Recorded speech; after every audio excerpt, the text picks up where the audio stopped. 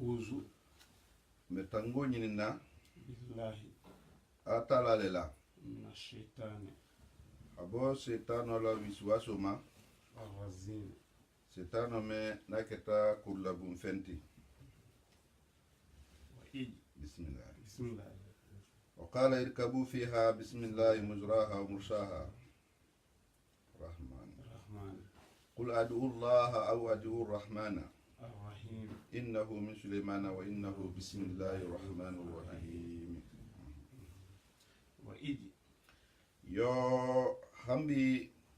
أترى عز وجل أن اليهود البنيوانا والمو بني إسرائيل نقولتي comme nga fanya mena na halata mi bawol to bani israila khabila ba sabo menni madina ngol be sigiri bani qaynaqa anim bani khuraja anim bani nudair wolani madina ngol to be sigiri hambi atala aja wa jalla bay batakan to golaya abe kul nyas faliye men tambita ita onje nala ayo men karna bakara to din yinala ko khisato na hakila miro to soro nyi fa to la tawalla atara aja wa jalla hatu kula be jang ala be men nyas faka ko ke do tarata bani israel ngol tema atum amandin soto atamandin soto ke mandiga soto bana fulsha mambara tumbabulla barabar masitu ndole beje wal hakanga te fanga ketala wona to koroto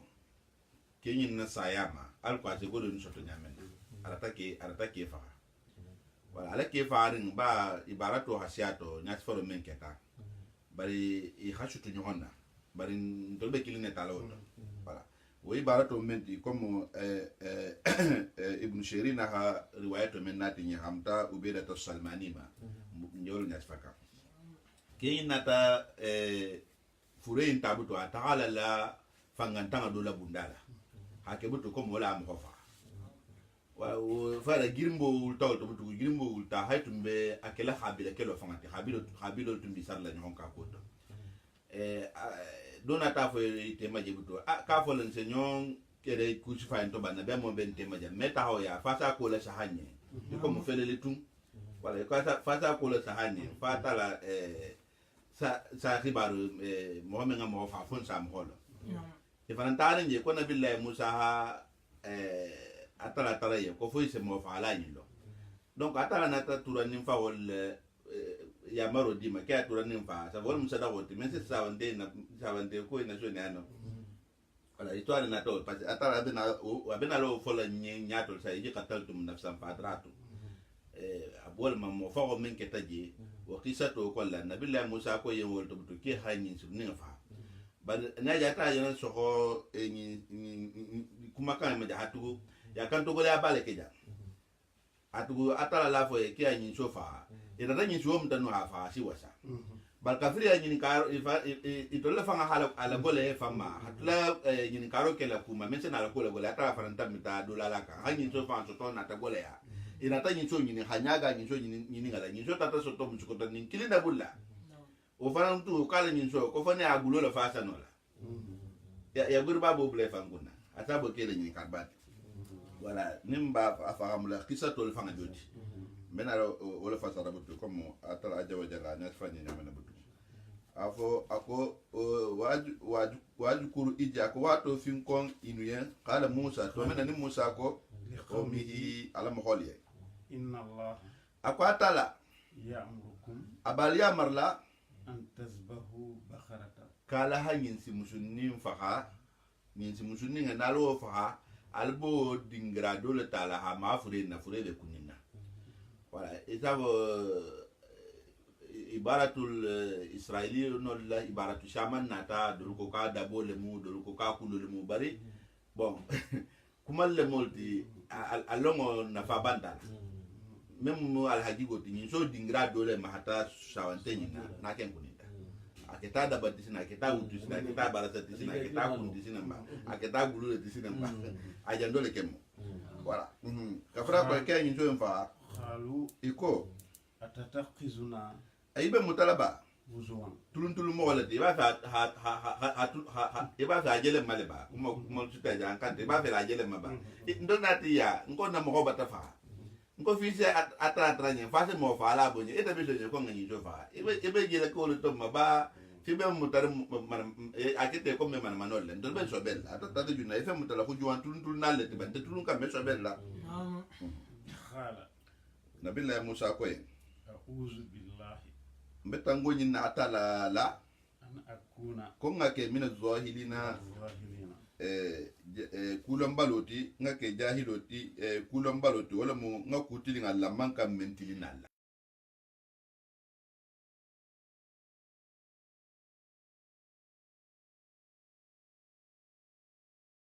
ربك jang comme kila fanga bangi nyamina sallallahu alaihi wasallam ko itun sonole ya nyinti wo muta wala law akhaju adna bakrati laktafu biha walakinna shaddadu fasaddada alaihim itun ya nyinti wo muta no hafa otun si wasanu baba ni karo du mediari yo wala ikomo ata kila al hadithu tunyam sallallahu alaihi wasallam ko inna ma umiru bi adna bakrati nyinti wo nyinti otun atara holi jini bulla ولكنه لما سددوا كفري فانا كودو غولي اني سدد الله عليه اتلا فنا غولي ايما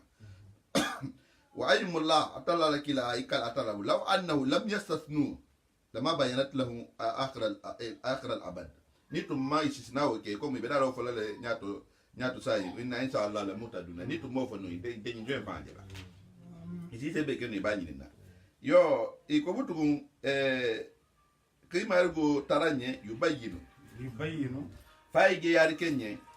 faige yari kellana لنا ntoliye ما هي akonyin sonyin munyin si model jamanti nyinsi muskoto mbolo bola ba fombe nyinsi fonin nyinsi musu fonin nyinsi musu diningale bola ba fonyin si model jamamo ma hiya obulna ahia harimatu amu sakhiratu nyinsi muskoto ba fonyin si nyinsi diningale قال nabilla musa koye إنه akwatala يقول abayim dalila إنها akonyin soyin بقرة nyinsi musulamu لا فارد nyinsi muskotonte de nyinsi butonte la kabira tu harma nyinsi muskotonte ولا بكر de nyinsi sunkuto fanante ay la sakhiratu lam yalhagu alfahalu nyinsi sunkutonte nyinsi kel nena mansi mema أوان yo nyinsi lamu nesfo bayna kabira wa sakhira nyinsi embe dinni nyani ke bayalte ma koto nyinsi ke bal mu baraman koto abata abata dinga soto fana dinga fana mata dinga soto baraman si makame din soto na butu wala bari sungutu nim fanante ni ati wol mu folfolate ay awanu abe kanya ni na bayna jalika koto ni dinni nyate ma te dinni tibutu aduma koto go bugo فافعلوا ما yo nabilla musa ko ye fa aluma mbal fe ngake تؤمرون aliya marta men mala ni karo dabla ahi la sobile jan ki kanala gole ya men jana fo ya tawo ni wo fa bay mami akoy fa aluma tumaru aliya marta men alu ke alkana kulto gole alfan kunne bay mami قالوا iko ادعوا لنا ربك hambi margo tara nyende ama nyinika يبين لنا ahagi yar kenye ما لونها nyin so nyin nono jamamu a nono mu jamanta lawno mu jamanta ko to ko ta kulor mu jamanta kulor jamambala قال nabilla musa ko yen إنه akwatala يقول abayna dalila إنها akoy nyin so nyin بقرة nyin si musulamu de صفراء membela wule ni فاقع lawnuha لونها anono farambato shiri akoto awulele mu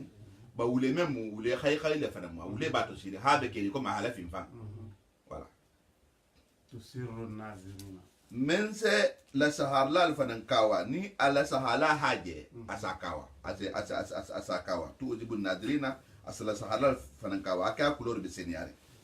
faqi lawnaha yani safiyatu lawnaha anono be seniari wala mo anono bato shiri comme jara fa nyamena anono bato shiri قالوا hambi ko nabila musa fo ko bata fo en ko fa falu matumaruna même fo tali alu kala ni karo dabla bay hambi bamme hambi bay ni karo la ادعوا لنا ربك hambi margo taranya ya manyini ka يبين لنا ahage yar kenye ما هي nyinso yin na ko be nyadi yala nyinsi le muba men ne bata bara fa man bara nyinso men ba fa ma blu kono wala muba fo nyinso le mu men ba mo blu wa kono la إن البقرة ako nyinso yin na ko kenya تشابه علينا abata nyakema da fa amuri atala le tan nyinsi modeli men fa la tan da fa amuri وإنا ako ntolum إن شاء الله na dia ta atala لمهتدون mbe tombe nale lonna lu ha fasar fula fo ina koto tumara se kena be fananti imma akenti inna akonto inshallah na dia ta atala la muhtaduna mbe tombe nale mbe kandalele nyinso ina koma nyinsi model mem mun se gere hang mbe ajelele wala mbe kandala koma wala mbe silo jelala la koma mbe silo jelala koma imma akenti inna ntuli inshallah na dia ta atala la muhtaduna mbe silo jelele mo faala ina koma atu kit ni ku koje wala fangala nyina wala ka Allah kila alayhi salatu wasalam ako laula anna bani israila ako bani israila ngolu qalu ilafu wa inna inshallah mutaduna ako ni mo fonu ma atu abada inta sila injola koma abada yo musa koyen إنه ako nyinjoi atala يقول abayina dalila إنها yo ako nyinjoni بقرة nyinsi musulamu de لا زلول amanke nyinsiti hamen na kulu barola ikom ya nyinso men nahani haladali alkwati senekeke amanke o nyinsiti de wala katala nata akokola jarura amanke nyinsila kulurunti anata fasali nye tusirul arda تسير الأبايا anata dalulu le fasali nye awata fanya ko nyinsila kulurunti ba hala kulumunna wala musenekete wala ka ko tusirul arda men se garlo ke garlo ya garlo lo ko de iyo ha wala ha baro ke nyinsi dabola ko dabol mako garlo men se garlo ke ولا تسقي الحرش ame senefengal fanana lami amanke nyinsi fananti se julosi temena la kla jele la kolonga la ken alko ya senefengal lami nyinso into fi ni manna dal barala inta fu ila lo kodla مسلمة nyinsi le fanamu musallamatu membe kisiringa iben tama abinyam te katirin afenyo to kuturin fu ila tama لا شيئة yo la siata nono kutafanan tama fata fa nono akoto kuloro kutantama fa fa kuloro atara bata fonye ko safurau nyinsila wule ngale mo fa ko launa hamen nono bato sire wala ma nono akulor be forli wala kulor memba ay la wule hay forli hay kirin fa ko ma be finna wala dola ha fonya dolo ko ka be kire ka halaje wala wala mo kembe be tara ko kinna butu bal kulor men kemba bato sine balasi ata kulor men fa mbama anono drone mo wala mo wule drone ba ma tombi fuji ndama tombi je mantama tombi fi mantama لا شيئة فيها yo قالوا iko الآن mbasa inde جئت ibatana بالحق kumo kesoti mata yin so fa mbutu فذبحوها ibatana kumo kesoti menyala me bato kemfonye fajabahuha فذبحوها inata yin so yin ko nga fa nyame tata suto muskoto dole ya ufana muskoto donc muskoto diferenta fanganta ba yin sikilinga na fana mbol bulo fana balo de nin so yin la pade inata yin so sa wolle وما كادوا umakadu itumman sutia يفعلون ni sake hatugu naje lota nyini kal bambalo ina nyinso fa halo wala tuntila wa nyinso fa halo wala tuntila wala ka tara ko fajabahuha o makadu yafaluna ya nyinso yin kana tegele bari tumman la fi akena fa وإذ yo wa iji watu faransima watu finkom قتلتم نفسا alwaqtu summa qataltum an-nafsa allahanni mughafatu minna walake yimbe ta Musa jamano le batala je kuma kan bani Israel ngolle kila sallallahu alaihi wasallam jamano ni men jamano benta je kuma kawle walaka ba abakela comme al-mutakallim wala ibaratul mutakallim comme ni mo membe kuma la yo bari ibe malle baro le mu yito mina qataltum nafsa ni allahanni bo ne mughafatu al-bulla رأتم anna tan wali فيها intifa ni imbola la koto jongo mo fa alna ta nyon soso parce que tout la nyon kun como ibara kuma kanga sa to minna ta ko to والله barata la no مخرج ma ما abe fenga la bulale كنتم atata taktumuna تكتمون albe men nuhun kawonya men nga mo fa ha na batta ha la mo kutakun atala bala bulale abi yala la ta nga mo fa فقلنا nko to mo to sine اضربوه ali sawante nyingoshi ببعدها nyinti musu ninga shufo do la a shufo do atala wala fonye shufu men musine wala wala pa hato kuma shata to dol ko ada bole mu dol ko kai ko ka kulo do ta wala dol ko ka gulo abinyo wala wala nti jamanta wolto baada hambole tara كذلك akotenne يحيي الله الموتى atala se sawante fure faranna kendate nata sikka faran ballale afu monto wulla gaburo kolla mba nyinge wulla nyamina ten alba mayni kala babulo la fala la bila to ba asebata ba wala be kera ba wala keta kafri ha insho fodo ta ma fure nyamina fure ulta yi amayni ka kojo nyi fa abulo la fala la ila tu wala kwede na tamta iko ka atekente ke fa na fulo mina kola anto ken strabudu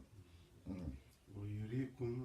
آياته atara be yitarndi kala la ala kawo kolla لعلكم fosa atolu تعقلون ate kol fahamu fosa atolu ate kol fahamu ase hakilo soto kolma ثم yo ninko betam bi kola albata kawo koje menga kalson na ala koma albata kawo koje menga kalson na musa ma albata kawo koje alman kan susuru bla la mento be ke kola albulla munna talma sotugum قست قلوبكم alson ne mena taja من بعد ذلك wo be kola taman ay atara bata fo ko kay ako ayo to tameta mena sa ko kay jali katene yurikum kodi ayati katara bala iyo kajal kayu illa moto yurikum ayati abala ka ko li talalla menga kam mo hola sonna wo beje ko la albulu khasatu qulubukum aso ne mena tajatu sonne me jadu te taman se kende sonne me la ja atente taman se kende sonne me jana talasto yo sonne me jana talasto فهي akwa also ne me fere butum كالحجارة abele kiko kurobe nyame na jato imaje tasbihu nono dolo min fanati parce kafu mu adatu tasbih lam afenga do mun tanyo afendo ma save sonde me la ja alko nga fahamu havo parce que kuro ke be jari nyame na mbokal male a sonde mente jari kiko kurobe nyame na onya bari ala kuroji kurobe jari ne jintato bay sonde me fanan jitenne di maniantato da khaniantato sikolo be fara kolla a tafe kherantiji wala atala ham misal ndoro ke wala ke luna do ko kan majaji le minti ko min babil majaji membe bal hakara mo ya majaji ba luna do son tay mal ko majaji bel alquran ko ba do be jol manso ko majaji ta ko la wala bar do ko majaji mi babil majaji abo bundala to ha fen do suman fen do madron wala ba se no le la mal ko hakilo safa mo kumo be men ni wala katara ko fahiya iso nimele ja butu unsa misali ndu no fenja mama kal hijarati abele kiko kurobe nyamena kuroje jari nyamena ken e fanan so neme be jari wonyale أو أشد قسوة yo au asadu nonte iso neme be jari ne kuroti iso neme be siari ne kuroti قسوة jala jansine lonnal nata kuma fulati jamu nata la nata tija ko au asadu au jang lonnal tafsir karmo lu hatu njebunda memma tafsir karmo la bundal ko nga fa nyamenna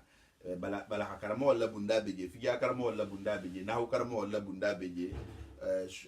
aruda karmo la bunda beje bal je tafsir karmo la bunda la jang bal tafsir nin ko jang ko lonnal ko tembe tafsir karmo la ma tafsir karmo ko jang ko awu jang amanna sikka kuma kamade ka ko to mu wawuleti wawu simple wala fahiya iso nemele jabilete kali hijara kiko kuro wa saddu ahajaw abigole arfanga ta kuro te kaso tanjala dol tata dol ha afasaru lawlma kiko atala ha dari nyamenna wala tuti minhum asiman aw kafuran akoto alkana bula junubi barala ko anin kafiri akoto wa kafura anin kafiri wala wal ha dol tata wala kam ka afasaru multi wodo la fasar wonyale bari dol tata fasaro ka kotoro fasaro be mun na nyinna jam ko bali bal ça fait fahiya isunne me fele abe jari kal hijarati ki kokuro au o kotobla asaddu qaswa ala jaha sha o fanatile wala ki ko faransi fal na tala alquran kono atala ko jamenna ida fariqun minhum yakhshawna an-nasa ka khashyati llah au asadda khashyatan o fanan be fasal la bali le no yo comme ko nyamina fakana qaba qausain au adna au no fana bal adna sutata la sa kalo fanati hatu kalo nzo famo bakila la sutata la tamta o fanga bedala wo lonna al khafa sarif lo yin nati akoto hatu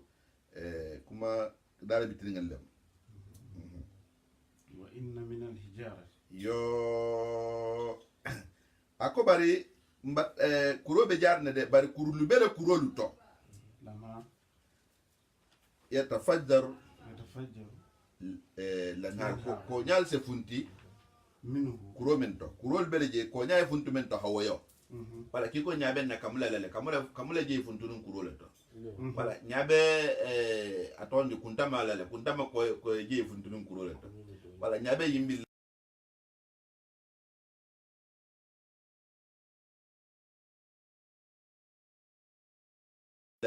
voilà abe mo kuto jelleti kurol be kerine woni la jaawo be wolu hera se sotole la atu je se futule ni to wa inna minha bar kurul fanan be je lama yashaqqa wol fanan se farale je se boy to ala man woyo bar je ken se no bolito yakhrujul ma'u wala ata ina fata yakhrujul ma'u ko je se bo minhu wo kuroto kurol be kerine je se bo men to anna tra man woyo wa inna minha ko kurul fanan bito lama yahbitu kuro men se jigi habo hafetay fama sana hajigi min khashyati llahi ala nyaslan sabla atugo fen ni na be keri nyim be se silane atala da fen be se silanga nyabe atala da fen be se silane no anya wala atala ajana tasbihu le ke jam fana mun hako misali ko me ka ha misal du men kenyen koma masalu laji astawa kada nara aha misalu lano misalu lanye ka au ka sai bi mina samai aha misalu lano fana abata misalu la yinu sonne mele jafana ma ko bele ki ko kuro be nyamen na fil qaswa ka misulu hijaratu fil qaswa imma an takuna asaddu minha fil qaswa lonna dol fana tata inkan afukuna jatala ko kufahiya ka hijaratu au asaddu qaswa ko kuma ko tolminti sonne me be jari dolbi to sonne me be jari voilà dolbi to sonne me be jari voilà wa mallah yo akwatala dum manke khafilin na se turu keje amma ba me atala man kutu no nyinola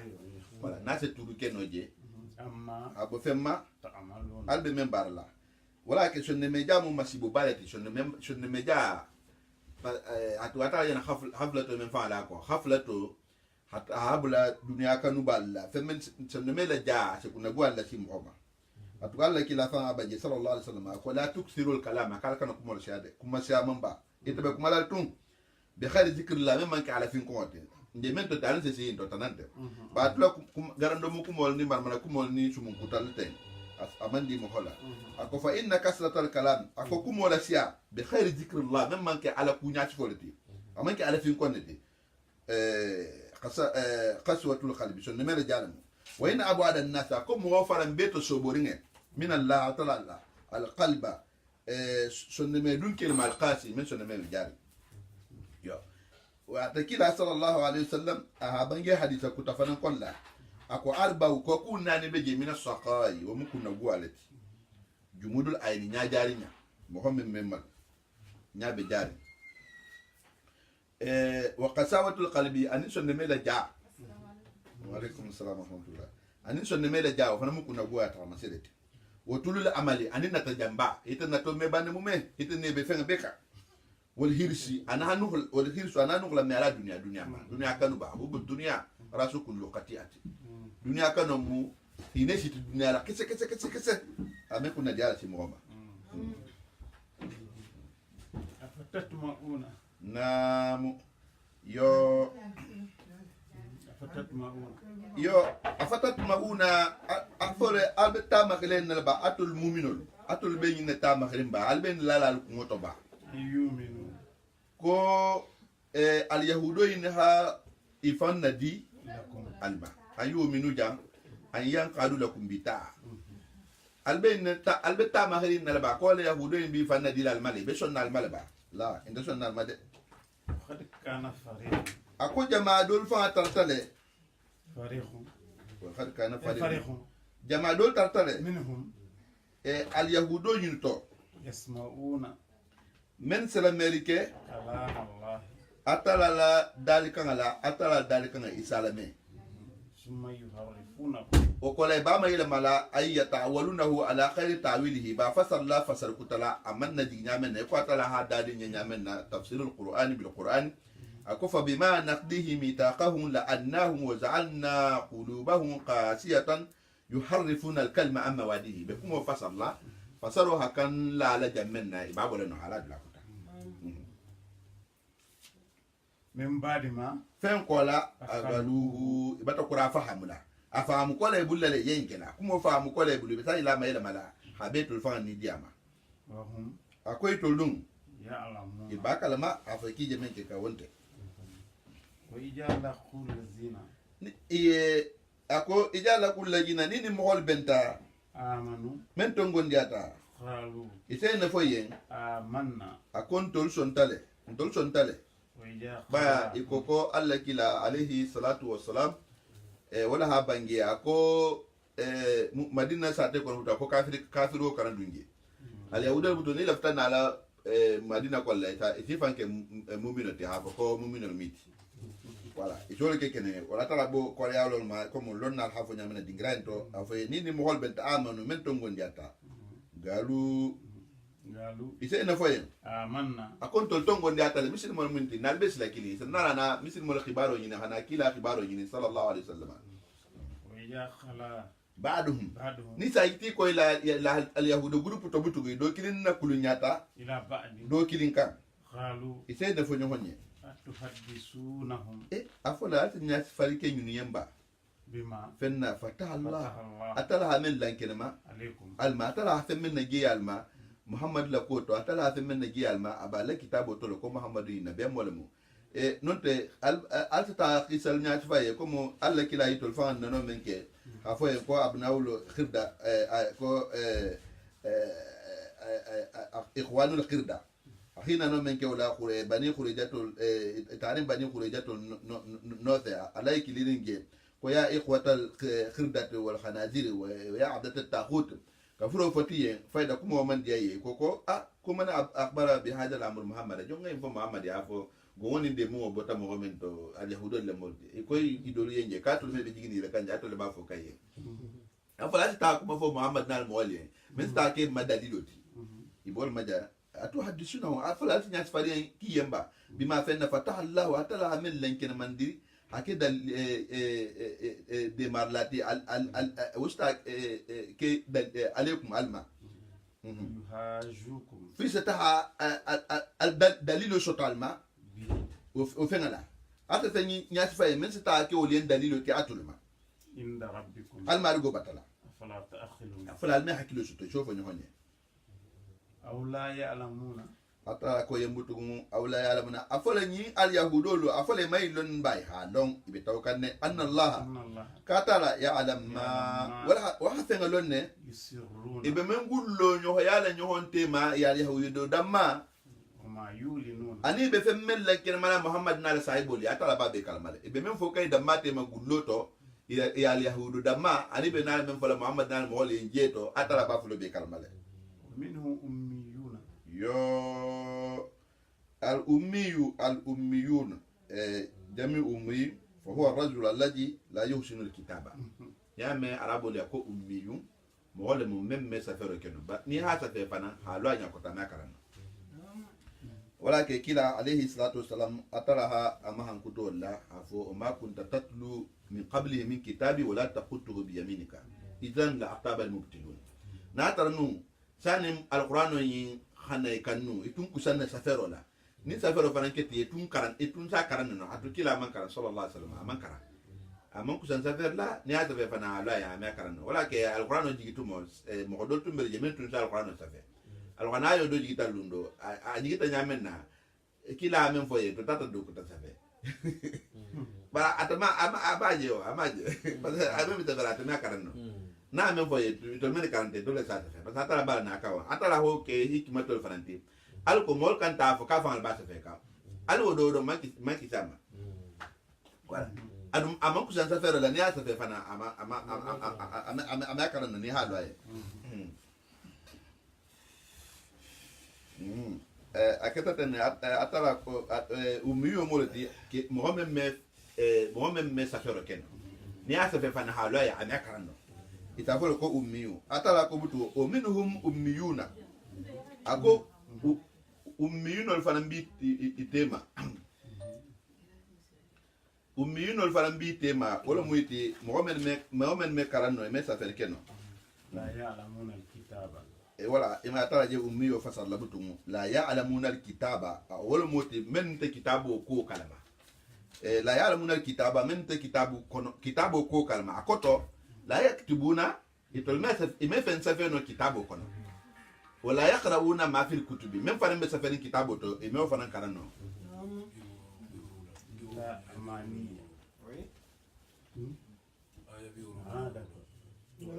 wala kira kay to be temo te jira ko yo membe kitabu ko itol me fen sa fe no kitabu ko ni mo ko ta fana nga sa fe kitabu ko no itol me akaran wala mu umiyolti la amaniya yo illa amaniya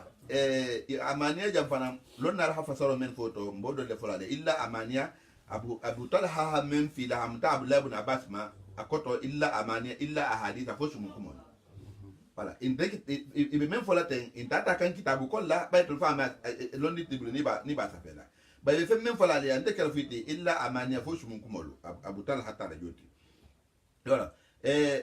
da haku wa men fila abu labun abasma illa amaniya illa qawlan yaquluna bi afwahi kadban fo fanya kuma be même foli dato nya dro am talani daliluka illa amaniya wala mufassaro doti ha fo ko illa amaniya ko to munati ko fanya kumolu inda fo kale fo fanya kumolu balol dol na ta fasaro kan kulo fanga jahiro na ta fasaro mentinye e comme abu ali ni arabi ni qatada katabe al hasan al bisri ma ul beta tawul kam wala ma illa amaniya yatamannawda fo ngamira kumo nata itol fa be men natari ila nata kumolu ba itol ba be men ngake be fe men natari o kuma kan adu abeke ibolle fo ka ila fitamen ngake e comme msanata do matai ila nata kumo do le moti semena do nyon kumoto illa amaniya fila ngamira kumolu illa mania fila ngaji kumolu yo ila ngaji kumo ila ngamira kumolu folde wa inhum ako imanke mo moti illa yazunnuna fi ila ibe ko lejigi kan hakolu jigi ngaji ngamira satara abede malala yala ibe ni fanya muna ginne wala ngame ngaji ngamira satara abede malala inu fanya be na kiri wailu yo atara ko wailu nyimfana lonna do ko wailu mo ko wadi fi jahannama ko dale keno le ma jahannama le to koni comme riwayat do ha fasarinya ko kila la hadithul sallallahu alaihi wasallam limam tirmidhi ha men fila ko wailu wadi fi jahannama yahwi fihi al-kafiru 40 kharifan qabla an yablugha qahrahu koni ya kafiru bulaje ka sa sambina ni kala be jigila man sa dangama wadi yanka dingrala mu badol fanan ko wadi nyi mu ko konkole mu ka be jile wallahu alam ni hadithu en saata mba wala be sala wala mu dalaken ko nyala mu membe ji lillajina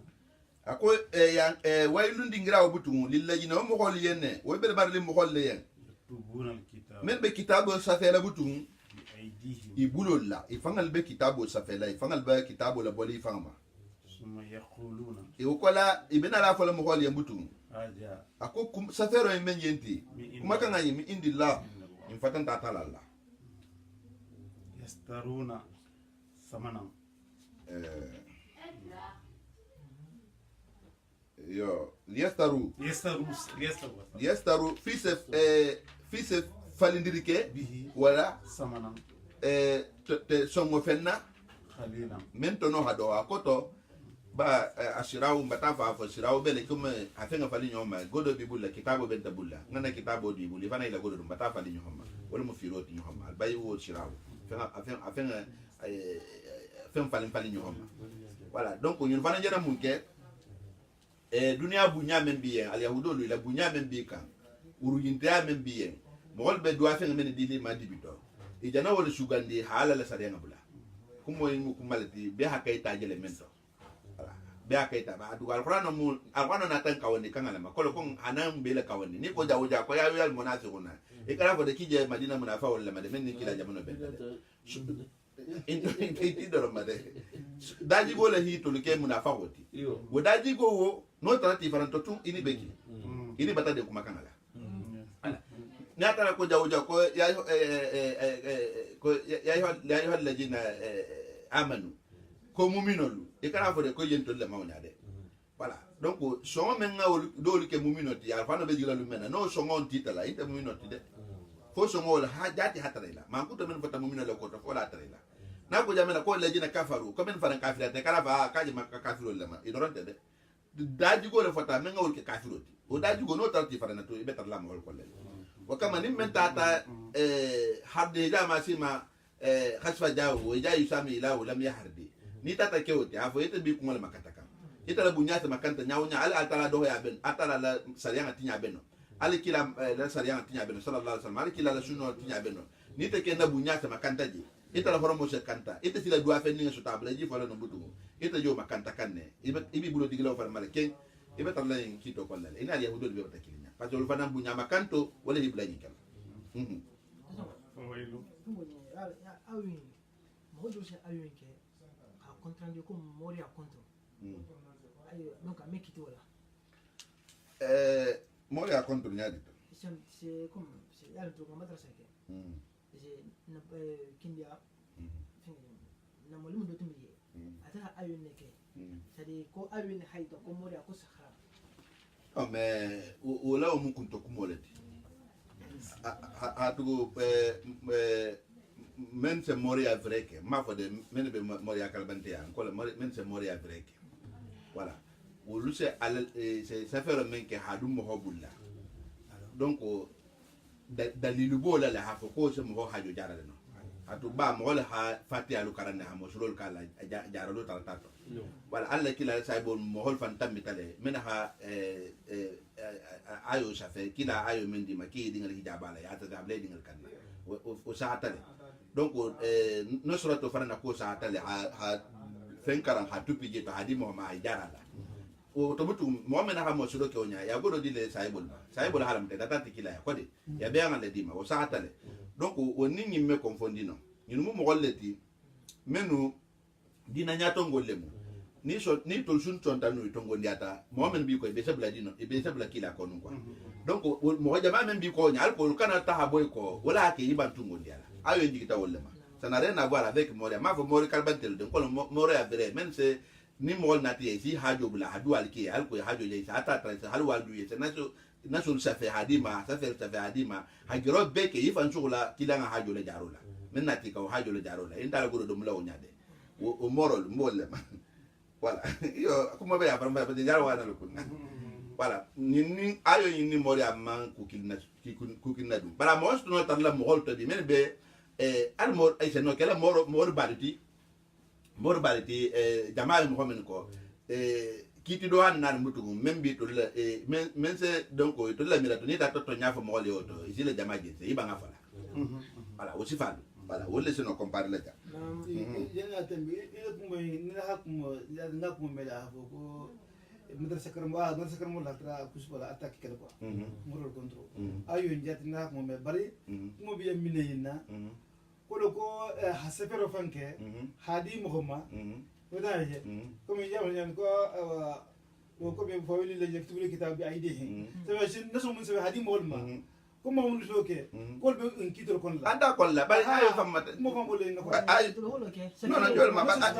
wala ke nyere explication ko kuma mo si famel le nyina mo le mo men se la mo e la bunyama kanta algo kanto nyafo mo le e jama kan jilte parce que moro men be ça fait là on a alors on a ça fait adi mol ma est-ce que adun te bulu ça voye ne kwata la ndo ko ngadi ya le no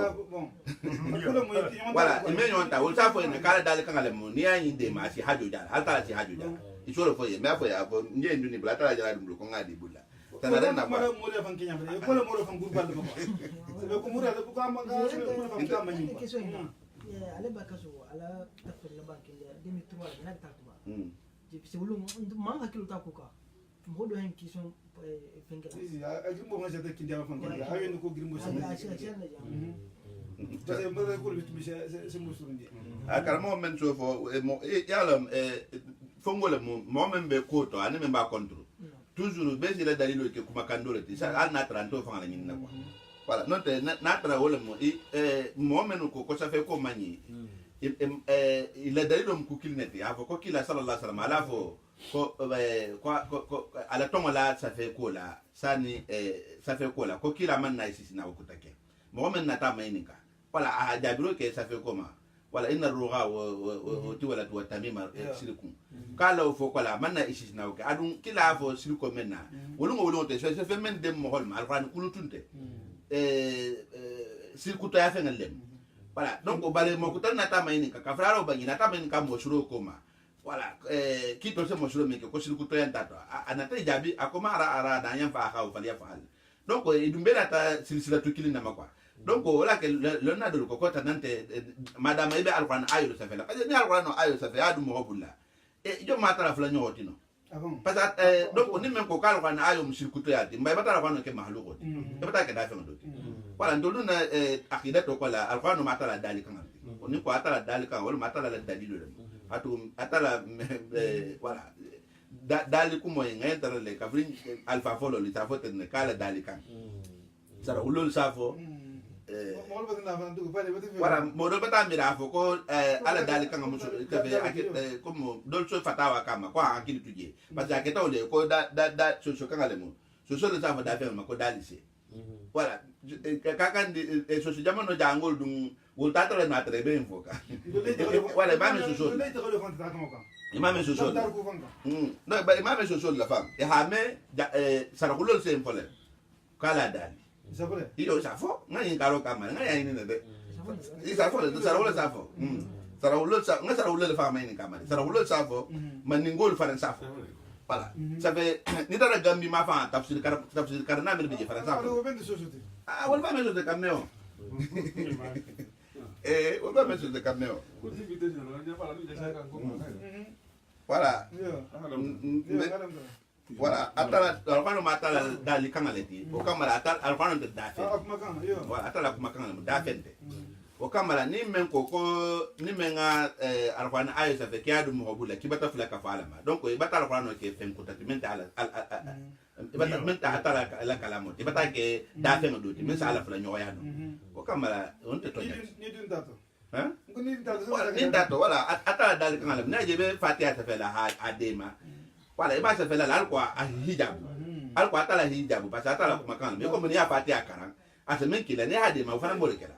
bala men hi balay no to buto ko kila man na kuma kan kutati men ngai na wuli ha fo ko mo kana sa fe de ma quoi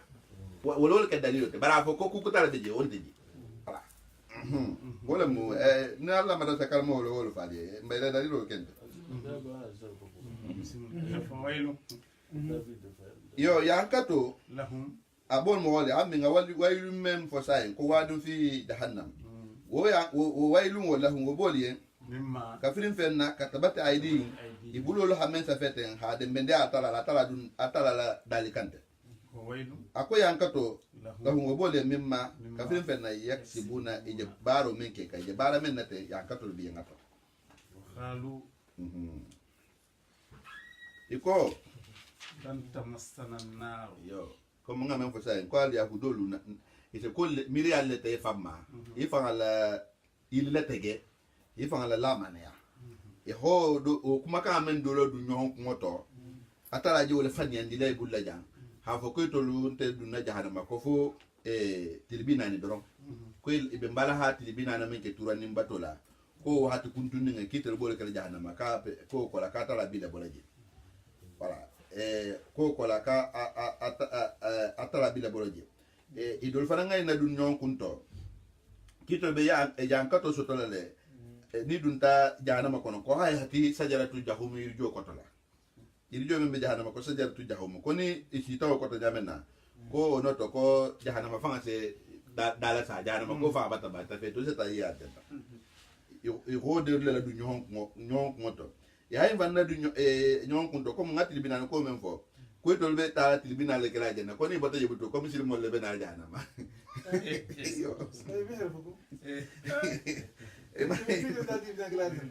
ima yela kuma ko yo fo kila jamana kila ko kala hafani ka to le jat kal betula je lan nadkhula nar illa 40 leilata summa ya'rifuna fiha qawm akharuna yani muhammad wa sahabu kila ko ka to khaliduna mukhalladuna la yakhlufukum fiha ahad mo kim dal na to beleje dal dun taje anta beleje mo me itata yina du nyon kunto atara jina la ko dara ni memma wa qalu ikonyo honye lan tamassana an-nar ko tante silantol man tel dun na jana matato illa ayyama fotili danta doron maaduda tan men ko tibere tegari comme ya men fo ko tilibina ni dul ko tili worula wallahu alam qul atara ko Muhammad bañim foye takhastum adam ala idol mu taw ko to kal to tula jahanama ko fotili bina ni wobe tili worula wobe e ko mal ba fo jamena fa antelo laje alta gundo tammi dole be tabbere jahanama la anne atara ala idol mu taw o ko to ba indallahi atara batala na tara wasa atare fala yukhli fallahu ahadahu atara ken o man lahi do bayde am taquluna no tan alman lahi di muta anni atara man lahi di muta wala dun sahata barabe kuma le fukante fanya buloma am taquluna won dalbe kuma le fola fanya buloma hala alallahi atara la ma kafirin fan kuma kan la ta'lamuna anta min keso kalma itunga utunga lekeje pare yo am taquluna ma on talbe kuma kan ne tegala ha fani ama hala ala la talala la ta'lamuna anta men keso kalma bala yo atara ko alla kuma on to nyati mem to nyati bala iyo mem to nyati man mo ni kasaba sayi'ata na hakukuru ngo bara mo iketa mo ti na idia ke na be medingati na idia ke woli dingati iketa mo faranti ni hakuja ho bara mo akuja ho bara wa hatta tiqati atu ala junubo tata ta fa munu hakumba bihi wa hatta tiqati ata ala futunduko ala junubi ko tata minin bihi ata fangala faulai o mo holu ashabun nar wolle mutadun kelti tabo le yenje o mo holu khaliduna wa kata du malalati fiha jahannama ta kolla mo ni ha junubo bara ولكن قال لك عليه الصلاة والسلام تفسير القرآن بالحديث أكوني وإياكم ومحقرات الجنوب أكال ألفنا تنغا جنوب الماسي يتمنى ما يمكن تفويتي كبار كاما من تنتي ما هو تعرف الجنكو با أيلا تيجو كالتي بمحول لك يسوون جلو تعالى محول ما يبقى سوالا كبار كاما كومن توتي أوان يقولوا تعادم كبار كاما كومن توتي أترى كلا كو kalkara jutu junubi ma ako fa innahunna ko junubi ni wala ba fa aje jutu kam ma wonya yaktami'na wasama de na la rajulun ke kunna hata yulika ha halagi aka misalo bele amsalo bele ni jutu junubi ma amsalo bele tay ko mo ala mo do yin tay kana san lo alen tay misalo be abu butu ata lo ho yin ndula di na tay lay de kala kilin la isa yite ko tata ide kala kilin ko takamatu isa ka jela fa ta be mamba kalma a juru ba faram bonya ni juta ma ko juru bin ngala minti ya do ke bi sini ya do ke sini jini ya do ke sini jini ko ya do ke ide tara na junu bala ba de ko ma de mo me jutu junu bi ma wala atara ko yen ka to ya ajiso to go kala mo ba de nyame na wonte mo honne ni akukuru mo bara hayla kukuru mo hikunkunu hibla tema o mo lem jahannama to dingal ako Muhammad sine amanu men to ngondiata Muhammad sallallahu alaihi wasallam ay ngondiata alquran ma to ngondiata muslimiyama wa amilu salihat ibarata kunni ma Allah ko alquran ha yamaro ke menna ulaika o ma ko tinya dun kelu ashabul janna wal ma janna dun kelto wal ma janna dun nalti hum wal fanan khalidun wal fanan kata la malalati fiha aljanna ko la mujedi lamma alma janna di lama alma an kisla jahannama tama ul kat la malalati aljanna kon la وإذ ako wato simma أخذنا ميثاق bani Bani israila ila bani israila ngolu joni ma bon solu joni ma dingalu kafrin to men na ninga lahi di golen mu tawlte man ko yen alketen ten faranse kaliente ngala ido sitola kan alketen faranga ka kende ko ben atala lahi do sitola faranga ko mu kila mo faran be kita lahi di golen ngolati o ma arsalna min qablika min rasuli illa nuhi ilayhi annahu la ilaha illa ana fa'buduni kila mo be na taynati hafu ko man se kutaman kambat la fatala wala fata be fana nye wala fana muslimiyati wala mu kila mo be na ta muslimiyati wala qad ba'athna fi kulli ummati rasula an a'budu allah be amatola ko atara batu wastani bu takhut ali so bu takhut la tanfeni ni haki ala sifa ala johoti halu ala pilasi la takhut la al muhalim al muhalim لا تعبدون nyinna foti yen la ta'buduna lonna dul ko aji folo ka alasilotum alla ta'budu ke ko nata mayla ma kenti bara fasaro tutano tale akoto la ta'buduna لا تعبدون alla ta'budu kal kana baturuke illa allah fatala ala tala batu hakilim bahaya abatoto wa abudullah wa la tushriku bihi shay'an yo وبالوالدين wa ihsanan وإحسانا hanyima ya fana بالوالدين ulbaha fuloma atala aya siyama atala na tatile atala ko mabambanje atala ko mabamba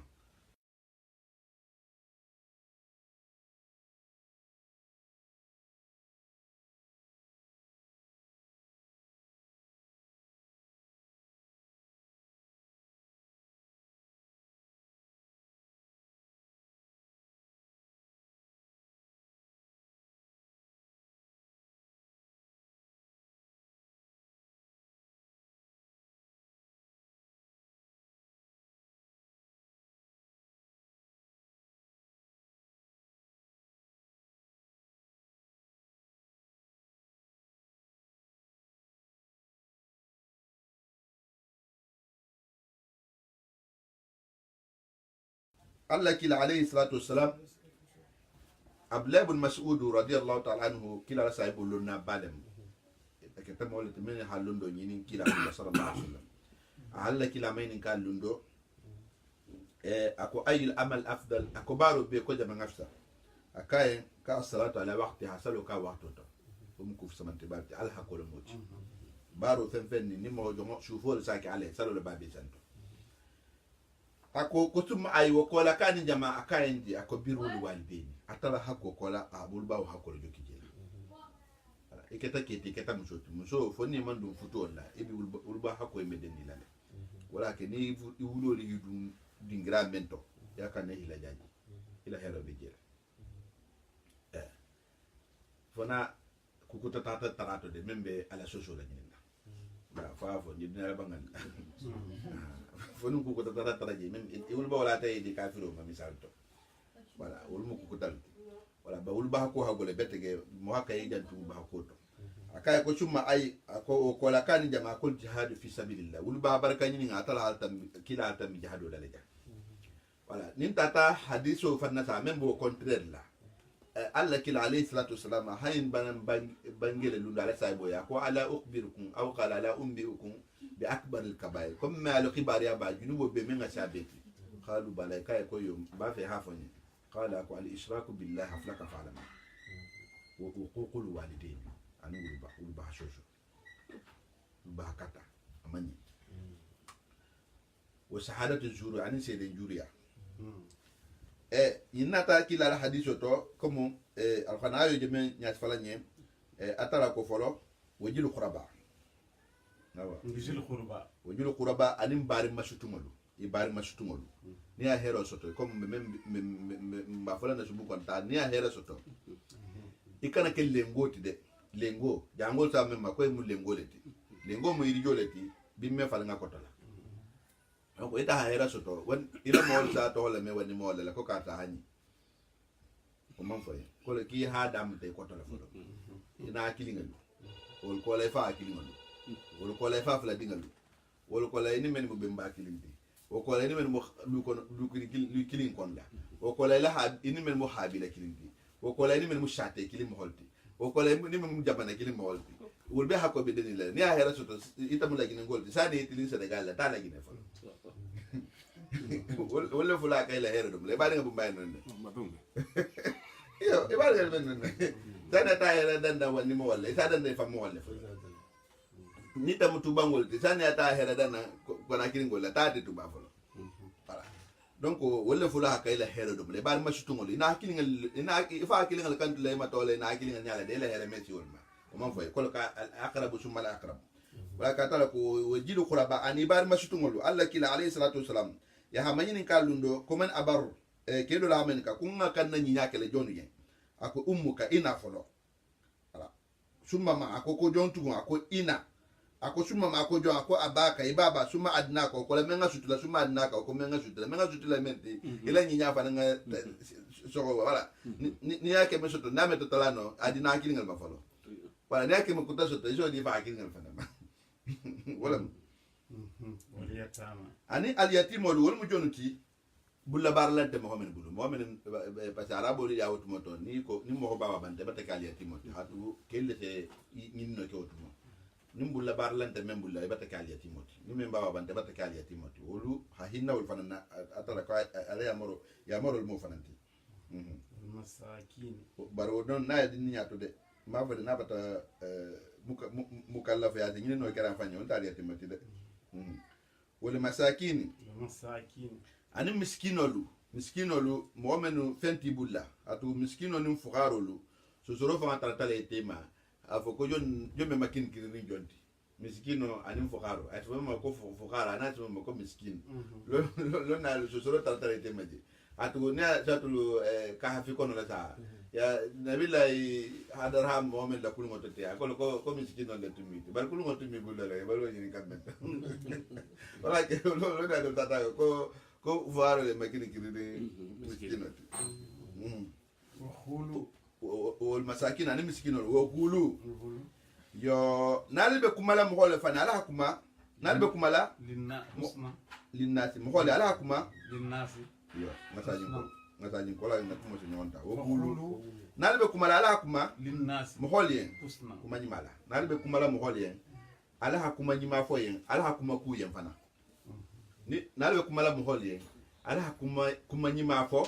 ala kuma ku yen fana hakuma ku mo hole ala ya ali allalilo le ni bakala mo hole ya fo ku yen atu atalla kila fa atala ma tolo bi fa bi marhamatina lalin talahu law kunta fajjan khalijal qalbi la fadu min hawlika na la kila tun keta mo kuma nya jaholati ase kuma jahu mo hole na me kuma ku mo hole ni keta nya to ngoti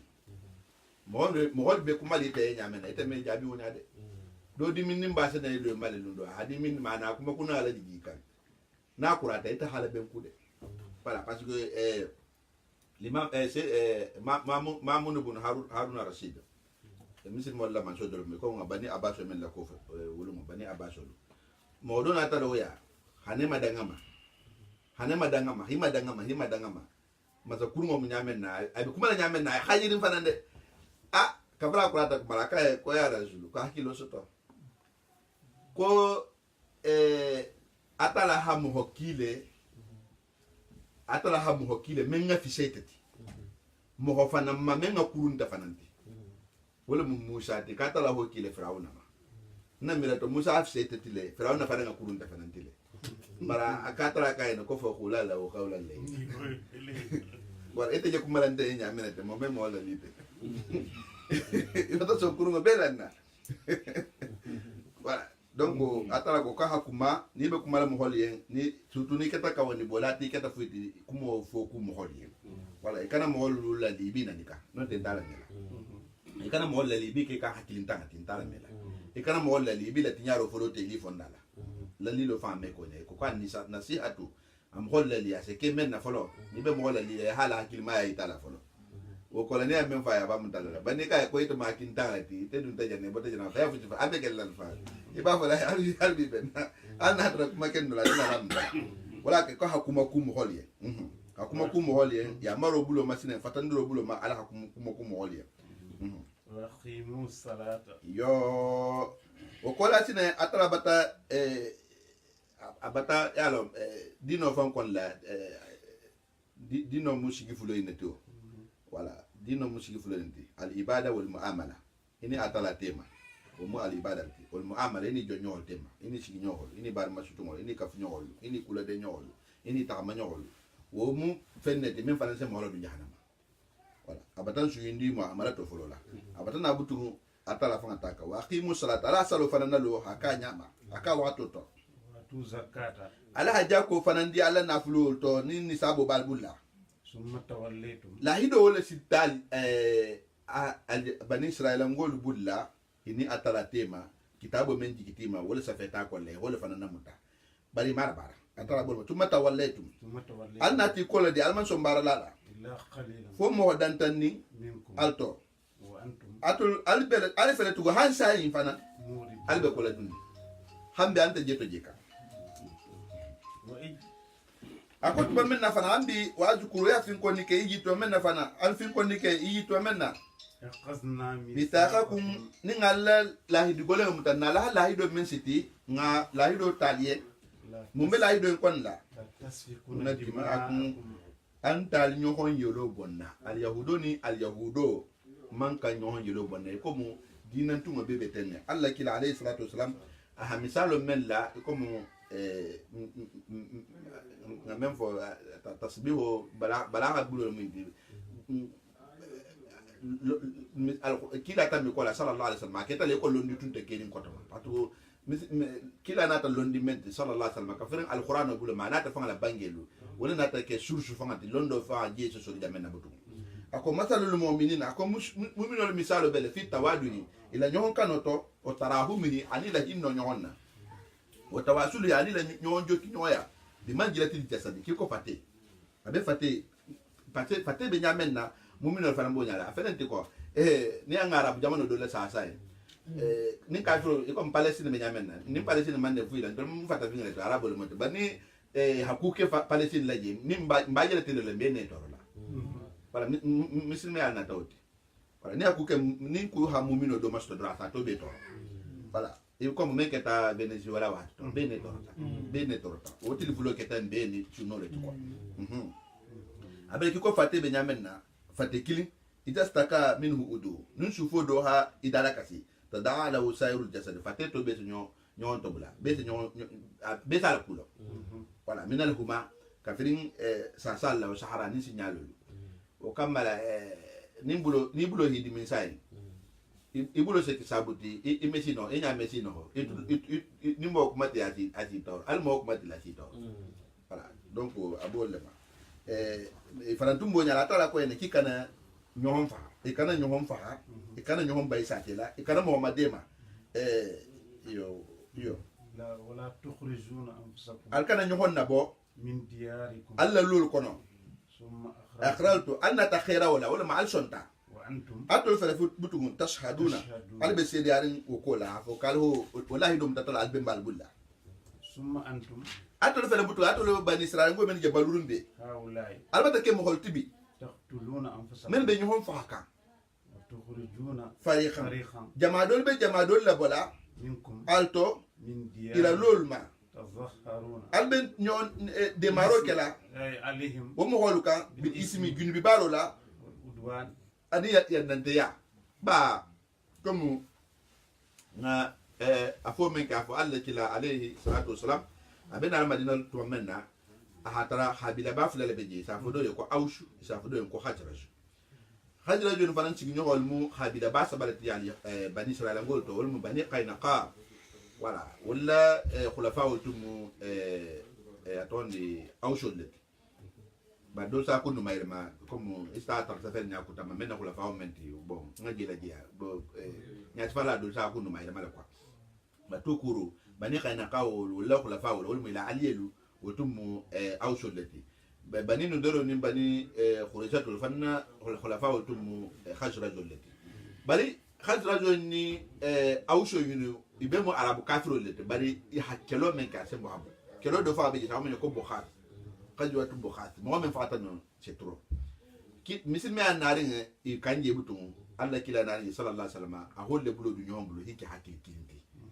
atase wala fo yo ya kuntum wa tasimu bi hablillahi jami'a wala tafarraqu wa zkuru ni'mata allahi alaykum in kuntum a'da fa'alafa bayna qulubikum fasbahatu bi ni'mati ikhwana. Voilà, donc jaw walu la multu mais ali la bente baka ni mo fla blata nyon na jahabilo sa fanta nyon kam mais c'est que la nyon fa awani kelo faransita abata fa al yahudo ni ki da maka nyon fa bani awso ni khadira wujulu ta kelo la men ni menga di wosi dawo dala ida masa na nyon fa ha kelo to je ha nyon jo nyaji adun to la tay kumo la de atara jol fu kay ja alferente albe ñom fa albe ñon de bal ñom bani ni aw solulta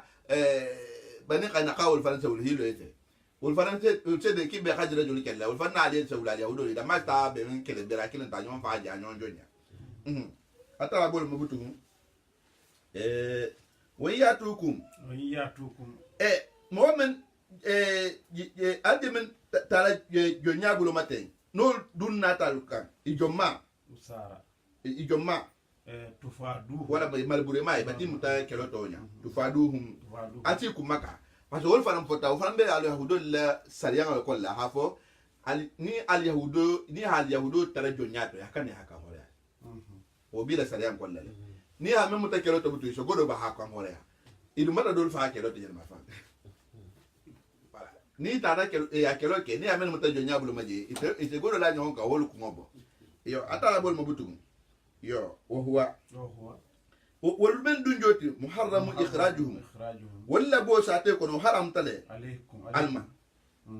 afatuminuna afala albe sonna ba hato nyandi yarike bi badil kitabo sale ngadola wala muinte ko ni jomana tal kali ka hoya takfuruna albe kafiri ala wala mali ibanna bi badi sariya do wala muinte kalkana ikele albe le kele la teranga ma ni jomana tali ka hoya fama jaza'u man akum hodun salamun tubutum yaf'al jalika membo kela son tay mamman so ma nala la sariya na tay nyal to mo to ni be menti may wota memma be ma e wala boy minkum alto ya khizyun foy hankato fi hayati dunya dunya ngante ay kono ko malu fo do khaya wa yawm al-qiyamah alkamalum fanandum yuraddu wo mo walbe sajila ila ashaddil ajabi yankato beto jahuma fanka wol mo jahannama tal mu kisla jema umma Allah akwata dum manke khafilin na se turu keje amma fenna ta'malu albe min balla abal kitla abal ma kitla ko ulaika ako man kutu jawdun kelu alladina wolle mo holti astaru hayata dunya men ha dunya ngante ya falin akhira la akhira be mutalibulla ibe ala ko kalma kitabu bibulla sadama belani men si kunna dia ho bula ha dunya balu dunya bunya dunya hormo dunya nafulo e ho sugandi fala yukhaffafu ajaba yankaton telfiyala anhum habo mol kan alka mun shin wala hum wol fanan dum manke yunsaruna ni salafasa alka mun shin talafasa la bo ti de mala wal qad atina musa nga musa sole alkitaba kitabola nga musa sole ha kitabola hambi atarabe al yahudolla abi man kutre la kanto gole alla ani la sosoro ani la takaburiya ila nabe molma abolle be fole ka musa kile ha kitabo dablo mu tawrata ti khafaina nga musa notobla nga notobla rike min badihi musa koma bir rusuli kila mo kuta siaman nata musa ta mikola daudul nata suleimanul nata atabla do kutalla wa atina isa fana nata da isa o fana sole ibn maryama dinge al bayinat dalilu jella wa ayyadnahu nga sembente ya bi ruhul qudusi dol ko jibril la mo ruhul qudusi comme atara ajja wa jalla akoja menna najala bihi ruhul amin ala qalbika litakuna min al munzirina momen du digital malako men digital xana do mo jibril rek voilà yo ruhul qudusi dol ko jibril la bari lonna dol faranko ko ruhul qudusi mo linjila ti katara be linjila makaha isa semmente ya wala alam dol tata wala kam ba Allah kila alayhi salatu wasalam ya dingra do tebenne mimbaru ninga do tebenne kila mi siro kolla sallallahu alaihi wasallam hasana bun thabit ya tun sisi gino kala atula kila mafinjala atula kila mafinjala han kila ko allahumma ayyid hasan bi ruhul qudusi kama nafaha annabika voilà donc o dol beje ni ngoje mo holla bi itake comme ndena tabolla mata ila alfa bunya mafinja ube ya fa en ko seyidu ba abata di fam do ko ngana fa kila ko seyidu voilà adu ko tal mo le ko seyidu kila afsa hein atonde saadu no muaju nariñe ban fango kelo to ajabatu lahjabi kelo banni nari ngalla kila mo fama ko ko muri sayyidu ni saadu bu maji ni siyada to hawla mata alla kila dum kele nadi to sine allahumma salli alayhi wa ala alihi wa sahbihi wa sallam afa kullama afala atolbe kele na batumtugu tuma wotu bandi ja'akum rasulun nan kila mo nata lukan bima fenti la tahwa anfusakum même man di alne man fermen kan nana ta kiti sariante alukan même ben alne ma astakbartum istakbartum alta alfan to bunyawma to mot bandi nin kila mo nata lukan kuma kan doti on ta nata sarianga doti non ta alla ka wondi bola alfa nata sari kuma kan do falien ya hasarian do falien même man dal nelie astakbartu alta alfan to bunyawma fa fariqan kila mo dolu kadzabtum alo fanyandi fariqan كلا مو كتل تقتلونا الخلفاء تقتلونا أنا تا سيقاتو من كان وبي مستقبل لنا بري أكوتو من كتابو لنا وقالوا يو يو وقالوا إكو كفين تافها كمولمي ila kanto gole akanga la jenti sine ila munafaka ya akanga la jenti qulubuna akon tol so ndemelu khulfun abe kunna bitirine iya fi fala me dun tolbe ko nga keme na kumo taji wolo men ko koy kana muhammad sadon fi ma yadda hi ko na no asad min al hamiri ko la to nyala ko to ko sa la ko dol fa ko ta gu faloti ya yin bana wala fo muhammad sallallahu alaihi wasallam ikomo aratara ha dalinya ayakutal ko galu qulubuna fi akinnati abe fenda biti mal ko abe sai fi qulufin ikomo ne ga fenta sai habla ya kay to ta sai habla envelope ko ya la kay to gen te jela butu envelope le jela ube ya fendo ta sai fendo mini ngama voilà ya la fente de sila o kema butu fa na mini non kono akon to chona me fi akinnati wo be kunna bitirine fem mesa ma ye ka wonde me bolo me dun tolma bal atara ko ko onte e ko fa chona mente kunna bitiri ngi masoto la'anahumullah atala la hi danka atala le shobala ne mo atala la tampon le isonne mema bali iba atala ko ay kutato wa qawlihim qulubuna qulufun ikila kuma kan ninta tafsirul qur'ani bil qur'ani ninta tasawatun nisa yakono وقولهم قلوبنا قلوب أتاكو بل وكما بلا تبع الله عليها أتلا لها تامبون ليس نميكا بكفرهم إلى كافر أتابلا جاكو بل وكما بلا لعنهم الله أتلا له شبال النيم ولا بعد منا تامبون ليس نميكا بكفرهم إلى كافر أتابلا فخلينا ما جانسنا est-ce que mbenyi fasar le fala yumin ila khalila fa to ngon diala fo donni fa khalilan ma ki to doyata ni beto nyen diare ken menna voilà fa qalilun man yu'minu minhu voilà bimana annahu yu'minu bima ja'ahum bihi Musa mi amri ma'ali wa sa Musa men foye saya kola e to son tawalma ba Muhammad na tamenti kay man so atara bo me fa qalilan ma fenga doyata ni beto ngon diale ma atu beto na Musa talmen Muhammad tay man so walamma akot man mena sine ja'ahum kitabun nin kitabu natika min indillah hafatan atalala bol mal qur'an nati kafira al qur'an nata musaddiqun al qur'an dum man nana hana taurata laboy al qur'an man nana hana injila laboy al qur'an man nana jabura laboy al qur'an man nana nabe me folo la kitabu laboy dungira da anata munke musaddiqun me anata men nata to nyandiarke lima kuma kan Allah ma'ahum men bife taurat nata kuma kan men al qur'an nata wala sabati afo la ilaha illallah yila nata kuma kan menti akhwana nata wala sabati la ilaha illallah jabura nata kuma kan menti akhwana nata wala sabati la ilaha illallah yimbe nata kuma kan kinnati wala muyti an abdullah kala talabatu hakinya baya watadi butaqut ali sobo taqutullah وكانوا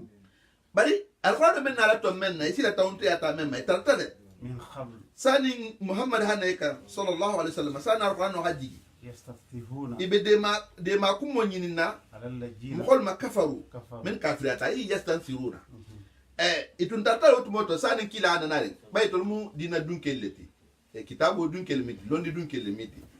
itol be men kalma ala koto ini men tumbe sigirin kafiro le multi wol mo madina arabol to ni makata al betun kibi wol be jalam batol la itun samu fole ngutum ni di wesu buna kene ka ali la jatun ko na be mo na tumo batasi won ni men na de na hal jahadi wala istro wol fole wol ye na be mo na tumo batasi ni men na de na hal jahadi dol vango kitol fansa tara katala muhammad la nasine ini muhammad be men na de na kafiro ri jahadi atu kafiro bata ntoshija isem fala lama aba sada nabi allazi najidu maktuban indaka hatta nu'adhiba al-mushrikina wa naqtulahum kwatara mitraya kilamo en kibutu menna ko ben kitabu to tek alko ni sena de hakafiru ni hankata hifa isu lolo folo nyale falamma ba'asa allah muhammad kafira tala muhammad ki wa ra'u annahu min khairihin kafi halon qala yahu amamba bani israila ngolto abutala arabu le to kafaru bihi e ma songa magutum hibanga ma ibe lara la katalamu e bi sonni ngama balba ali yahudu balba bani israila bon sonte bani israila yelen ta fatte to iba yihiban hasida kama wala hake arabo men fanambe madina wolu kuma imbe tuloto kuma imbi tuloto hafo kisembo tuloto kene hafo ko na bembo botumo manja ni meme na radina halikele kafir mo ko dadu man ne kan na bo hana be me amakili fo muhammadu ya ta man se men fanambe fo we barako to man kuma dunga to tani na ansa waje ya muhammad baba tan na mabala to ba ulsa tame to lihiba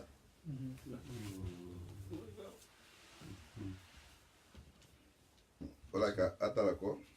فلما famena جاء ja'ahum ma nin fengana tika wal muhammad al koti wal qur'an al koti wal muslimi asariya ina koti arafu ibe men kalama abila kitabul kono kafaru ya hanu hunduke به muhammad wala kola ha ko nugun yibanga فلعنة الله atala ne ma jamfo alal kafirina dal yahudu kafirun ma abal yahudu kafirun ma بسما akofenga jahuyata اشتروا به anfusahum أنفسهم ijani fanga gaga به femmenate أن يكفروا ke akafiriya بما femma أنزل الله atara ha femmenate ji hifanga dun sogomennate wo munti hakafiriya atala la kitabo men jigita idum ikafiriya ta makunya manasite بخيا hasidi adoron kamal muhammad ba ko arabo le be ali amambo bani sara bon soto wa hasidi adoron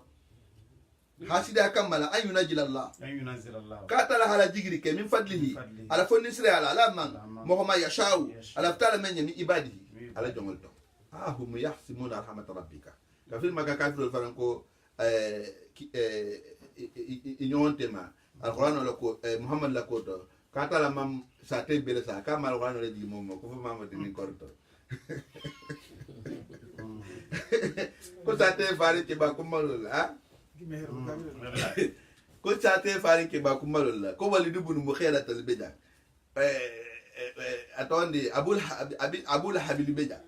ila sate ke ba al beje sate kula tamal al beje wut bata burabi al beje batal beje amur bin hisam al beje wal mabu jahal sate mo bal be kere atara isa ko be ko na atara wala jigi muhammad ba ide lama ko lawla nu sila ajal qur'an ala rajul min qaratin ajim ko na ko no tunji ta taifu ke ba dol manu wonte madina ke ba do kito so ngama bal ko din ko to maso e ba ni akorosi ni misma histoire la korosi ke ba tu bila man sa ko non matubi ko maka madina maka ke balu matubi de e maso ko dinel mu dinin ko le dora ke matubi men tubi fonni ke le tubita bar ke balu maso de ke nia mo ke melelo ke ite mo kinin fala sabatana antam lo maka wolun kila kita lu sallallahu alaihi wasallam ya sa te ke ba ke me ke nyonka ibe men tarata antam mo tanga sela de men tubita e maso o falande miskine balu voilà eko yasir sifalu amar bun yasir baba ya lo tum bul ngalen para kafre misikine ya le nyati fata woli fayda woli hinno jikita wala to nyaji kita bala na futugo men tum mesate kolla ngi madan dam e ki man tubi wali du bun mo khaira ali abu talbi fan amazon tubi la to nyaji la ba amazon tubi sen ali baba ke bale man tubi de me fe fe wala kila saibu to te abakasi de kila asiati umar bun hatabi kila asiati ali bun abi talbi fa be ngenta bulu ko Usman Asia abe Asia min to lem bal men Asiati killing killing wala ke dino en kafra u foni ke la sa sabati de ise ke bayato le butu ke bayato banana to men ke ba mata la men se so killing u fana ke nyaare voilà donc o signal to mon no indeke ko ko dindin ne me dalam voilà ibe si bantenne yo problème be jere atara dum afan sar nyaara to mon no ke Allahu a'lam haythu yaj'alu risalatahu atala hala be kila memma atala hala be londo dile memma atala hala be jon kala do hato kawandi bolate ba kol kullu khomi hadi jamano be na kawandi bola wato wata atala te modo le bula ha chugulay na ka ha mol kawandi voilà donc no tata ben dini ita mu ke balti ita do malo ki me wala imana ko mamata be ko dini ini le me so ki dini to yere mo de awara na tay no bonyo kon kana ketenne awara mo wala kin koni ko gayo la jina mo ni kada fo folo de kontel mutese voilà fi ne le jahan kata e kana so ini kafiro no tabo daji wala ke kin adu kafil folo ni kafir la bangalu e be mi de ya fa kin para atara kol kota sabatu ko lobe ki so ne me la fa amudo dol se me mira dol fa ranso mira e se me fo dol fa ranso voilà yo fa bawu ila wala sabula atala nata waja biari kika atala nata waja biari kika wala mu bawu isaji tabutugum yimbe waja biari ma jama moti be kalabi inin dimin folo atala be dimin folo keri ma folo wala mal yahudolti isa natala ni jila ko be ke manso atala ni wodi minga be sigiri kamma ata ina tasaji nin dimin wala mo ilay banga muhammad mawo ino dimin ala kadabi hala dimin koto kan ala hadimi menki ma isa na kola ali yahudolu isa nata e mafuina ya fi ato men na ko halala dinte astaghfirullah bal ya to mi wala dorna hibanga ma ko be ke hakita hako be mayel maya dalilo be tile manso ala ni wodi minga be sigiri muhammad fanan nata o fanan ko bila ti tabo kola ay geari iba o fanan ma dimin lata dimin kambutu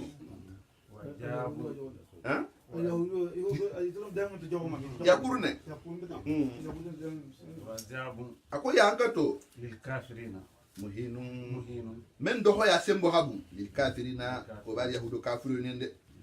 wala bal yahudo kafirun atu mu ngi bulan to mu fanto baya manine atara dum kole ako innal ladina yastakbiruna an ibadati sayadkhuluna jahannama dakhirina atara ikal kat fanto baya manine fuyi mi dunga to fo fanto baya fanto baya mani wa qila lahum yo ni ko ni al yahudo ni aminu al som al franga to nyandiyaro ke bima fen kita kuma kan Allah anzalallah atala hamen naji khalu ise innafo nu'minu to be sonni ne de be sonni ala ko mal de bare be sonna model ma jama bima kuma kan alu anzala unzila men jigita alena ntolma men jigita ntolma kuma kan alu ndol sen tolma wal mutawrata kuma kan ati wa yakfuruna ibe kafiri ala butum bima kuma kanuma warahu men toti mente na anata lingila korba idonta anata fuci kolla idonto kudu sakodo arfano huwa alhaq wa kuma kan men dum kuma kan men joto wal marfano men jeti alhaq wala mutonyati musaddiqan men nata tonyandi arfanke lima kitabo kuma kan e ma'ahu men bi fe wala mulli tawrata ti khul ambanyim foye nata atonyale moti falima taqtuluna anbiya allah mun natala ala nabiy mulalo fa wodum be tawrata kollale kalkana ul fa mun alo ke natala ton tawrata fa ma folo wala tawrata men fa al man so fa folo ma na da men be mul fa no min qabl ni nyato sanin bi hasi in kuntum nata ta mu'minina mu'minul malti tawrata fa ma folo nal nu mu'minul malti kal jal fa matoka men no sa atale nata be to nyale la mun ala nabiy mul fa nabiy ma fa wodum o be to nyal male ولقد جاءكم موسى ako musa natal kanne بالبينات dalil jeluti ثم استخذتم الإجل o kola ala ta turani ngam tahabatu من بعده musa ta kola ala nyohon je dingira وأنتم hotmatul zalimuna albalfanto nyigirin وإذ akwa wato simma أخذنا ميثاقكم nin ala lahi di golongo muta lahi do men ya tara lahi do yamaro men di makiam de monta mutala ورفعنا tura nga konko kota foga alsanto wol fotale kon kafira tara la ina tara lahi do siti kiam tabutum iko kiba atara bana konko yamare konko tuta denni kunte fayda islanta konko kan tabi di kunna ora kina tamta hujuma afa muta آتيناكم ngali ngal so menna بقوة sobera alhamdu sobe fana la barala واسمعوا ala barala fana قالوا iko سمينا mbata mede وعصينا banta kalan ba so so la samina wa atana wanta da samina wa asaina mbata me bar da kala samina mbata me wa asaina mbata so so fana وأشربوا usribul ijla وأشربوا الإجل turannin bato wole kano basanta في قلوبهم isonnemella بكفرهم ila kafiri asabla قل afamar banyin foye بئس ما fenge jahoyata ya murkum imanukum alla limani ya jaliya marla به femenate إن كنتم na tolken tarta mu'minina mu'minal malti قل nata do ni ko de allo la ni allo la ni nata da wallahu basirun bima ya'maluna ana قل muhammad ba fo yin ni fo al yahudol ye إن كانت jam ubusra lil mu'minina unatu de nomen no ni ngado ni musal li bayna de ubusra lil mu'minina ah okay na ayo men bo ko mara قل yin fo إن كانت darul akhirah ni a l'akhirah sate kenketa لكم atole wol ma janna mo atole dundu mati عند الله ni akhirah sate kenketa inda allah عند الله atara batala khalisatan خالصة yani khasata o ma tole khair khairoti من دون الناس amo tol tuje donc atala janna datole atole do medu naji فتمنوا الموت mba al sa ya manata ba إن كنتم nata tasadiqina albeto nyalla alla kila yekile kya nare ibana kala tala ni meme fanya to ko wa hafa ma jonnala yalo mo bahala to ingeti to itol ta keta nyinati anasala al ta keta ne gafo ko yan nare ko ni meme to nyato wa ayo tinati je taala unadu abuna na abuna ko ni sana wa nisa ko anfusa ko summa nabtahil bana jalu lana talala al kadibina al yahu anasala tal moti to ta mu inati kafiri ko ka kit kan janna kito le do medina janna ko mo to be ta janna mare so misil mo wol be ta janna mare al tala ko kila ka fo ke anare ibane kala tala bay ma haynala e ma haynala alla kila dum wol fo ko ni tunna ta wolunu kibe faanu ولن يتمنونه akinte inte o mana tala mume inte kalo inkela أبدا abada inte kala بما ya halon ne bima fa sabla khadama taidi بأيديهم ibulul hamelo ya bala men ke holo والله atara dum alimu o be londir kenne zalimina fantoni gila alla atara la kila alayhi salatu wasalam ako law anna al yahuda tamannaw al maut lamat nitunga ake wolunu ibe fakala le ibe fakala wala raaw maqaidahum min an nar me fa bana fi bayti gidla gidana ma kon la be ma hayna la ولتزيدن أحرس الناس ولتجدنهم ولتزيدن ولتجدنهم ولتزيدن إذا اليهود ينفع جلي إذا ترى له أحرس الناس الناس إتلم مخبط نخلا ميار نتي على حياة بلو ينكم على حياة بلو كم إيمان لا في فعلا إذا جلي دنيا ديارية إنسي ترين دنيا لا ينخلا ميار شيمايا كم ومن الذين إذا جم هو الفرنتو أشركوا من أفلك فاترما علمو مشركين ولتي يود أحدهم إذا كلين زي ما نتالي زي ما كانوا له لو يؤمر anna se se soto no alfa sanati sawul kili nata se sawul kili ndaba no ti ne ba la okanda ake baluwa ake halbe mi makon na kama ni sini وما هو idun na si soto wonte inkela wonte kal sabuti bi mujahaji ka sa mo sobo من العجاب يعني كتلا أن يؤمر كاسي سوتو ناديا أحسبك يا أبلوكي كيبليسا نفعت تاجنا والله أترادون بصير أترى بجير كنة بما فعلا يا أمادونا إبن من بارلا قل محمد باين فوين من كان عدوا yo nimmen keta jahuti جبريل yen فإنه ako jibrila o najjalahu نزله wala alquran naji على qalbika isunne kan بإذن الله atala fangala dinyola atala la yamarola مصدقا haketo nyandi adati لما fenye بين bene يديه yadayhi men tambita alquran o nyato alquran ni jibrila natata atu atala aja wa jalla alquran la jigile alquran la jigi hanala baitul ijja no as fol makal alquran jigita ko lailatul qadr wala lailatul qadr ta mu baitul ijjalati bar ha bo baitul ijjana mutugo hana banko kan o ketale karo be kono la akita lungo fanan be kono la wala kila la sammu hanin saboy kono sallallahu alaihi wasallam alquran jigita lungo beto jigita le karo fanan beto jigita le wato fanan beto amanji gi shodo ron ta jigita shuto jigita tiloto jigita subatu mo wala jigita le wato voilà atara wala sedia hatu bani sirala ngolu como data mubaharatu men la nin kila tema sallallahu alaihi wasallam inata kila mayni inata kila ya wala ko kudan tala beje kinata kila mayni ka wala konin kila hofo sallallahu alaihi wasallam kise to mondiama voilà wo ba binya falal tani be dunya fala to tungal ko ngawala dai kum fa jambi kina ta kila main ka kudan talma ko nin kila ho fo ya kiso songa ma ko na bembolo kila ko e ka wa kia fo ko mu moti e ko afol folo munti ko le mo na billahi yaquba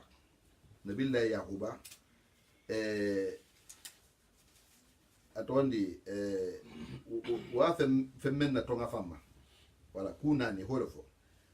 ka do mu fenga foye nabillahi israila hamen na tonga famma sani tawrata hadi wala ka fula nyo ko keni muna dinga se munu nya na la nyadi ani dinga munu nya baba la nyadi akoto muna dinga se ke kedi ube akem shoti wala ani atondi kai ikhbariya nabil ummi fanana nabe mo men na ko nata ile kitabo to mo nabe mo men al ummi comme ngam fa men fen sa fe na me karano kila holle nya tfaye akoy nabillahi yaquba jangarta le jangar bala hala soto anata intagota ko atala ko ne atala hakende ko subo men ngada en subo beti ka bato haram ya fama ko min ne fenga men ngada min ne fenga fana beti ka bato haram ya fama akende atol to subo men ngada en subo beti to mul nyogo mo subo leti min ne fenga men ngada min ne fenga fana beti fana tum mu nyogo men no leti a hole haram ya fama ka fulo keta bani israel ngol fana me fem fulo ndo mukene ala bari modol beje ise ngere na janga kunda ko habila kartal menyo hon futu hasabo ke bembale he banga manyo tema dol sena o ke sa fait nyaro to ko bidanga la mama kan kala dajana ba dajana fa ni no tante digeto ko ngi be mbala ha jangata bani israel ngo be jangata be ma jangata voilà bemba la la di follow men si ani to ku kendo men ka wo to kantale mu horma taleti mo kana hormantanya hay hatti kawol beto ya tegol beto be ke sila kurmoti o fa mu hormantanya to horma dunta mo men o hormanta fuita ke senta to fa naje mol bi bola tal ka ba hormol bato naje mol betal maka hormol beji wala naje mol ba fala muhammad hormol fen ni atala hormol atala ko man yu aji mu hormatillah atala la horma fenga se bunyale atala hakula kumento ifana nga kujoto wala bani israila ngolo israila hayina domo hayina le tonga fama ka tawrata mawla tonde wala billahi yaquba la hola tonga fama wala akoye mutu ko mun ikoye ko muto nyalete akwala yini karo fula nyo munna dinga se mun tanyo ya kela munna dinga se mun tanyo ya musola akoni keni muso kafuta sao fula se benje sawo do sobo koleto wala mu ketati sawo do sobo barsa kulo le fe wala mu shotati wala ni fulo na benta nyame tak membe le santo ma fana nin kele sawo yeta santo ma fana dinga be kele kele wala ni muso le sawo tata tuta santo dinga be kele muso le wala hikmat men be je wala e ko fana muta nyarati ay ko na dem ko na bi ummi udum mu jonti aka akoye kwa na be mel moti ka anya keso sino ka aso na meme sino ko yo ko ngalo na kitel moti bare kwa wali um jonti mala ko te bo butu ako ko jibril la kito ni jibril la mandi ko yanga to membe na ta bari sira ko jibril la se da be kito ni o mandi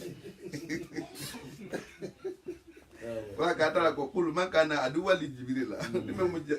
jibril la mu men jawdi o ama ma jibril la ke ngal wado ken na jigi son be ta la fakala di nyola wado dunata kumo le ton nyante ya men tam bitanya to tawrata ni ngila kono wo huda alwano mo geto jiara na faranti bushra ani halase waro ke aljanna to dumala ni mu'minina ya almajanna kalan ke dilama almajanna kalan ke dilama almajanna kalan ke dilama Allah kila hamna barkala baro bara nasara ta alma baro sonna lani imanni wa karani wujudu wa kari no ala jal hayasirum baro bara nas jana marsima alma baro so bola na kana jam Allah kila hamna barkala صدق الله مولانا العظيم وبلغ رسول الكريم ونحن على ما قال ربنا وخلقنا راجعون مولانا من شاهدنا